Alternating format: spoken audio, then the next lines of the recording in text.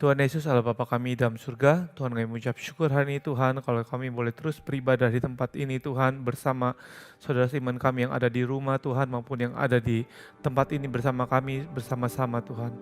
Terima kasih atas hari ini, terima kasih atas kemarin, terima kasih untuk esok hari Tuhan. Kalau kami boleh mendengar firman Tuhan, biarlah firman ini boleh membangkitkan kami dan menguatkan kami Tuhan. Terima kasih berkati hamba-Mu Tuhan untuk menyampaikan firman ini Tuhan. Di dalam nama Tuhan Yesus kami berdoa. Amin. Shalom saudara, bersama saya Benny. Saya ingin membawakan hari ini tentang bagaimana melihat sudut pandang yang berbeda. Saudara, berapa banyak di antara kita yang tahu bahwa hari-hari ini kita terkurung di dalam rumah? Siapa yang sudah mulai bosan?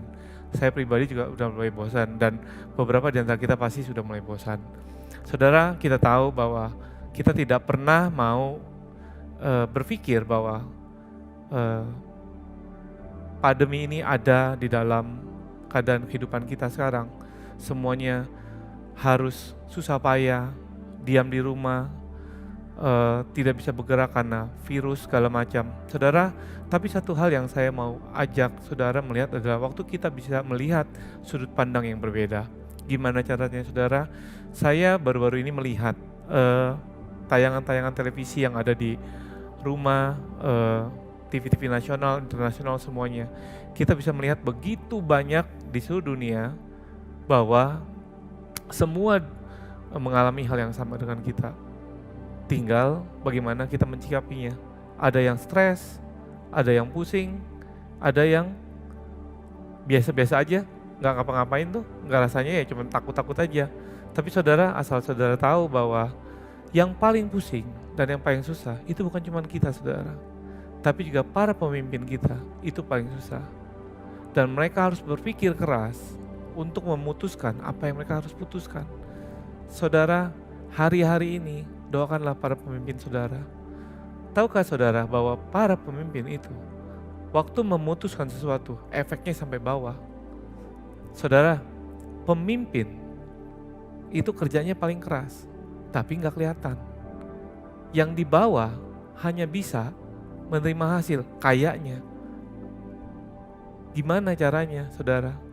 Karena pemimpin itu harus berpikir panjang. Saya baru dapat telepon dari teman saya yang usahanya banyak banget dan mereka harus mem-PHK-kan atau merumahkan karyawannya sampai dengan 80%. Dan ditanya kapan kira-kira memulai lagi? Dia jawab, gak tahu. Mungkin sampai ini selesai. Kapan selesainya? Gak ada yang tahu. Saudara, hari-hari ini saya mau ngajak saudara, mari kita doakan semua pemimpin-pemimpin kita, pemimpin bangsa ini, pemimpin gereja kita, semuanya saudara, at least buat kita sendiri sebagai pemimpin keluarga, ayah saudara, orang tua saudara, semua mereka yang harus kita doakan, karena mereka setiap mengambil keputusan, mereka gak gampang saudara, karena impact-nya akan ke bawah. Kelihatannya gampang, tapi saudara percayalah, setiap pemimpin yang baik adalah dia bisa melihat dalam keadaan yang belum sampai darurat. Dan dia bisa melihat bahwa keadaan ini harus lebih baik daripada kemarin. Dan dia harus mengambil keputusan dimanapun dan kapanpun resikonya, dia yang harus tanggung. Bukan berarti dia mengambil keputusan, dia tidak menanggung. Saudara, saya belajar di Alkitab, ada satu pemimpin yang luar biasa, yang dipakai hidupnya oleh Tuhan, tapi dia gak bisa nikmati apa yang diberikan, hanya anak buahnya semuanya yang dibawa. Tapi keputusan yang dia ambil, itu yang terbaik, saudara. Saudara, saya mau ajak saudara, kita buka di Bilangan 13. Bilangan 13 ayat 27 sampai 33. Saya sedikit saja saya ceritakan bahwa intinya di Bilangan 13 ayat 27 sampai 33. Saya bacakan aja deh. Mereka menceritakan kepada kami, sudah masuk ke negeri, kemana kau suruh kami, memang negeri itu berlimpah-limpah susu dan madunya. Dan inilah hasilnya, hanya bangsa yang diam di negeri itu, kuat-kuat dan kota-kotanya berkubu dan sangat besar. Juga keturunan enak telah kami lihat di sana. Saudara, kita lihat di ayat terusnya yaitu ayat eh, 31. Tetapi orang-orang pergi ke sana bersama-sama dengan dia berkata, kita tidak dapat maju menyerang bangsa itu karena mereka lebih kuat daripada kita. Juga mereka menyampaikan kepada orang Israel kepada kabar busuk tentang negeri yang diintai mereka dengan berkata, negeri yang telah kami lalui untuk diintai adalah salah satu negeri yang memakan penduduknya, dan semua orang yang kami lihat di sana adalah orang-orang yang tinggi perawakannya. Juga kami lihat di sana orang-orang raksasa, orang-orang enak yang berasal dari orang-orang raksasa, dan kami lihat diri kami seperti belalang. Dan demikian juga terhadap kami. Saudara, di sini Musa mengirim 12 pengintai untuk melihat tanah Kanaan. Dia kirim 12 orang, dan 12 orang itu datang ke Musa, dan Musa menerima laporannya. Kenapa Musa menyuruh mereka masuk ke tanah Kanaan? Karena Musa disuruh Tuhan masuk ke tanah perjanjian.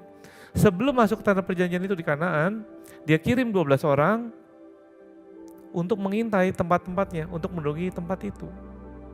Tapi dari 12 orang yang balik, berapa yang kasih dia laporan? Semua kasih laporan ke dia.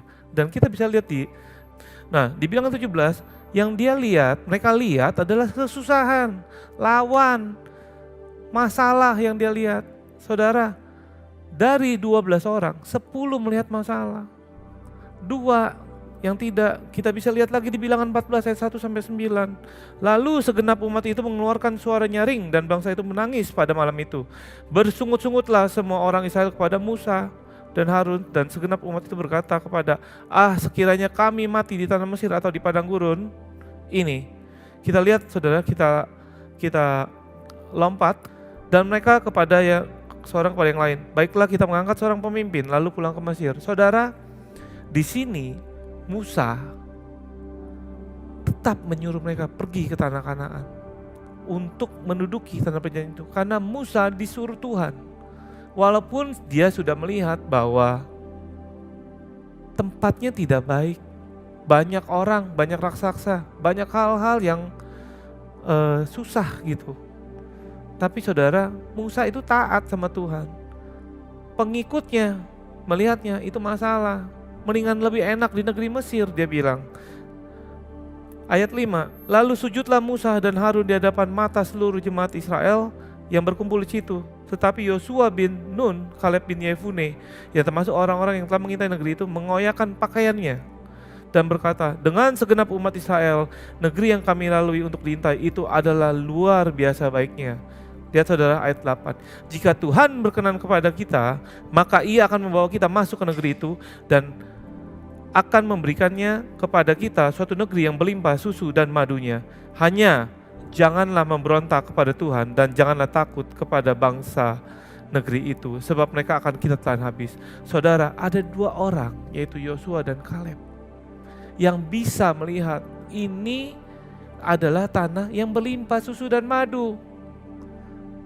Tapi dia bilang, jikalau Tuhan berkenan. Saudara, kita belajar dari Musa dan 12 pengintainya, Yosua dan Kaleb. Hari-hari ini pemimpin-pemimpin mungkin di negara kita, di negeri ini, di negeri lain, dimanapun pemimpin, mau itu di bidang kesehatan, itu presiden kita, itu pemimpin gereja kita sekalipun, semuanya mengalami hal yang seperti Musa. Mereka bingung untuk mengambil semua keputusan yang dia harus. Bayangin saudara, untuk seorang presiden memutuskan harus ngapain di negeri ini dengan wabah seperti itu, sulitnya setengah mati. Gak usah kita ngomong presiden, saudara, saya ingat 3 minggu yang lalu masalah gereja, buka nih gereja, itu pemimpinnya juga bingung, mau ngikutin pemerintah, apa ngikutin jemaat, apa ngikuti pengerjanya, atau ngikuti apanya, bingung. Karena semuanya ada masalah yang dilihat. Tapi seorang pemimpin yang baik, dia turut dan dia taat kepada perintah Tuhannya. Negara di sini adalah mewakili Tuhan untuk kita, pemerintahan Tuhan. Waktu pemerintah mengeluarkan kita tidak boleh ibadah, cukup pemimpin gereja kita mengambil keputusan yang itu. Sudah, jangan diperdebatkan lagi. Sering kali kita perdebatkan hal-hal yang aneh, yang menurut saya gak perlu diperdebatkan. Saudara, gak gampang jadi pemimpin. Sama seperti kita pemimpin di rumah. At least kita pemimpin di rumah tangga kita sendiri, memutuskan besok kita makan apa. Ini satu harian mau ngapain lagi, sampai kapan virus ini berakhir, kapan bencana ini selesai, kapan semuanya selesai. Saudara, jikalau kita taat sama Tuhan dan perkenan Tuhan turun atas kita, saya percaya saudara, apapun yang kita alami hari ini, Tuhan pasti akan pulihkan semuanya dengan cepat. At least saudara, ada damai sejahtera di hati kita, di dalam kehidupan kita, bersama saudara, bersama semua keluarga kita, dan teman-teman kita yang lain. Juga khususnya saya berdoa untuk bangsa ini. Pertanyaannya, di mana posisi kita? Apakah kita mau nurut? Apakah kita gak mau nurut? Apa kita terus mau cemooh? Kita mau taat? Kita mau apa? Terus ada di tangan saudara semuanya. Hari ini saya cuma mau ajarin gini, bahwa ada seorang Musa yang dia punya 12 anak buah dengan seluruh bangsanya, tapi dia bisa melihat dari 12 pengintai itu, ada 2 orang bisa melihat dari sudut pandang yang berbeda, saudara. Dan dia bisa meminta Tuhan, perkenan dari Tuhan turun atas mereka untuk dia masuk negeri itu dan percaya akan janjinya Tuhan. Hari ini kalau kita belum melihat janjinya Tuhan, kita belum melihat perkenan Tuhan turun, minta saudara. Melalui siapa? Minta melalui pemimpin saudara. Ikuti mereka. Percaya sama saya, tidak ada satupun orang yang bisa mendapat perkenan Tuhan kalau kita nggak ada dalam ketaatan. Ketaatan selalu akan membawakan keberkatan. Ketaatan akan selalu membawa kita dalam kedisiplinan. Kedisiplinan membawa kita dalam satu kasih karunia-Nya Tuhan. Kenapa? Karena Tuhan senang melihat orang yang taat. Tuhan senang melihat orang yang setia. Tuhan senang melihat orang yang disiplin. Tuhan gak suka melihat orang yang suka ngomel sana, ngomel sini, cuma kritik orang, kritik sini. Saudara, percaya sama saya, hari ini, doakan semua pemimpin saudara, juga pemimpin bangsa ini dan pemimpin bangsa-bangsa lain. Doakan mereka. Waktu Anda melepaskan doa berkat untuk mereka, percaya, saudara juga akan diberkati. Kenapa saya bisa bilang begitu? Musa, kita bisa lihat di Yosua 1, saudara. Yosua 1 bilang begini, saya akan highlight di ayat 5 dan 7. Waktu Musa meninggal, Yosua akhirnya mengambil alih perjalanan tanah perjanjian itu. Yosua mengerahkan semua bangsa-bangsanya. Bahkan Yosua bilang, tinggalkan saudara-saudaramu, anak istrimu, makananmu, biar kita nyebrang dulu. Abis itu baru kita balik lagi. Yang penting kita aman dulu. Musanya gak ikut, saudaranya semua ditinggal, 12 ini. Bayangin saudara, itu mereka apa? Merelakan, kalau sampai dia pergi ke sana, meninggal atau mati, dia orang merelakannya demi mencapai visi pemimpinnya, mencapai tanah perjanjian, yang mana tanah perjanjian itu diberikan oleh Musa, oleh Tuhan, dari Tuhan. Apakah Musa masuk tanah perjanjian? Saudara tahu hasilnya. Musa tidak pernah masuk tanah perjanjian. Yosua dan Kaleb dan seluruh keturunannya yang masuk tanah perjanjian. Kalau hari ini pemimpin saudara menabur apapun yang mereka lakukan, menabur pemikiran, menabur tangisan air mata, semuanya, apapun yang mereka tabur, percaya saudara, bukan mereka yang nikmatin, kita yang nikmati, kita yang dapat saudara. Musa tidak pernah masuk tanah perjanjian ya Tuhan, tapi Yosua, Kaleb dan keturunannya yang masuk tanah perjanjian ya Tuhan. Kalau saya hari ini boleh berbicara tentang pemimpin saudara, gak gampang jadi pemimpin. Tapi percaya sama saudara, pemimpin saudara dimanapun berada, berkati mereka. Karena berkat itu akan turun kepada saudara. Hari-hari ini, hari demi hari kita bisa lihat begitu peliknya suasana, begitu susahnya dari segi kerjaan, dari sisi negara. Semuanya susah, saudara. Pertanyaannya, apakah mereka mau susah? Enggak. Saya baru dengar kemarin ada beberapa restoran besar, khususnya di Jakarta, itu outletnya tutup semua. Karyawannya dirumahkan semua.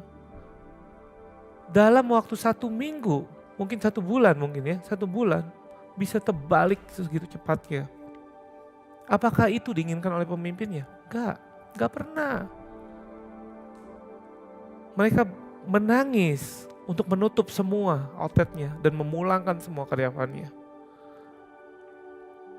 Apakah itu yang dia cita-citakan? No, bukan. Tapi karena pemimpinnya tahu bahwa ini keadaannya darurat, dan pemimpinnya tahu bahwa ini akan selesai pada waktunya, dan waktunya selesai, dia masih punya cadangan uang, modal untuk bisa buka lagi setelah selesai. Dan ini bukan 1 2 saudara, bukan cuma restoran, banyak hal. Hari ini daripada kita berkeluh kesah, komplain sana, komplain sini, kritik sana, kritik sini, doakan mereka saudara, doakan. Saya pribadi punya staff beberapa, dan saya juga pribadi memimpin di salah satu organisasi. Buat kami memutuskan sesuatu, mikirnya panjang. Yang kami pikirkan bukan untuk sesaat, tapi yang kami pikirkan untuk panjang. Dan yang kami pikirkan untuk kami bisa lanjut, bukan untuk mati saudara, untuk kami bisa lanjut terus dalam visi kami. Bukannya kita bilang hari ini atau minggu depan selesai. No, kita pikirkan gimana kalau ini udah beres, gimana lanjutnya? Apakah kita masih mau lanjut? Apakah kita bisa lanjut? Harus kita bisa lanjut.